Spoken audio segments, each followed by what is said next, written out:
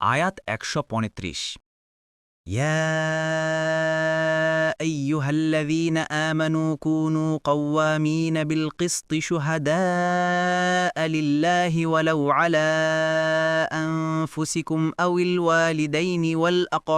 والأقربين إن يكن غنيا أو فقيرا فالله أولى بهما فلا تتبعوا الهوى أن تعدلوا وإن تلووا أو تعرضوا فإن الله كان بما تعملون خبيرا